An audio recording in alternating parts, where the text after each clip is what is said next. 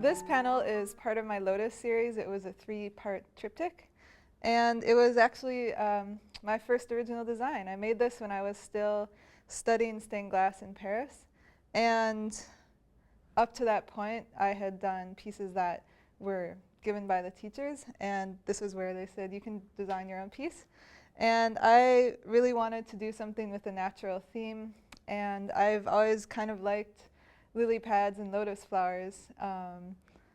I like Indian art, Mughal miniatures, if anybody's familiar with that, and they often incorporate lily pads and lotus into the scenes, and I had that on my mind, so I made this. And around the lily pad, you can see there's a sandblasted concentric circle motif, which is sort of the water ripples around the base of the stems.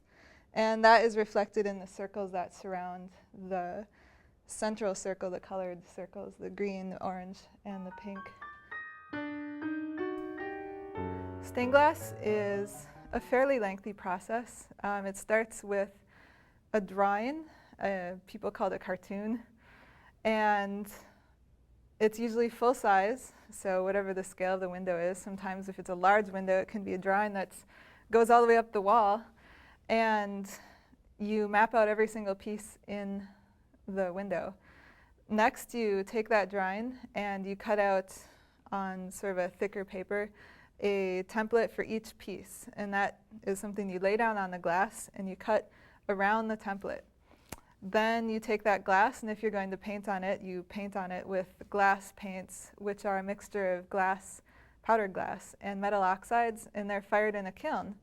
And they're a lot like ceramic glazes, actually, and you can draw imagery on them.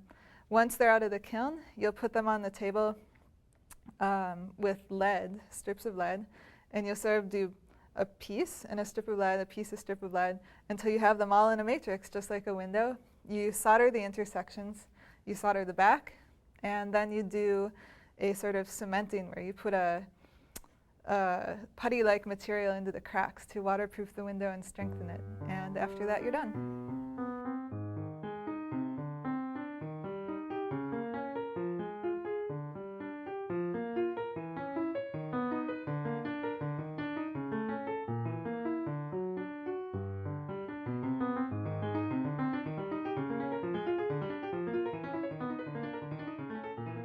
I call this Peacock, and it's an earlier work, and it's about the thread of interest that I have in fabrics, patterns, wallpapers, and sort of repetitive motifs in design. And I thought at the time I made it that I'd just like to experiment with geometric patterns and repeated patterns. And I really like things that are of a more flowing nature, and I found this motif. It's actually something that's been used since the Renaissance called an oji, which is this kind of shape. And I thought that it reminded me of a peacock's feather, so I used peacock colors, blues and greens, and this is the result. You'll see that in my later work I go on to incorporate fabric patterns into more pictorial compositions. There's one thing that people are sometimes surprised to learn about stained glass.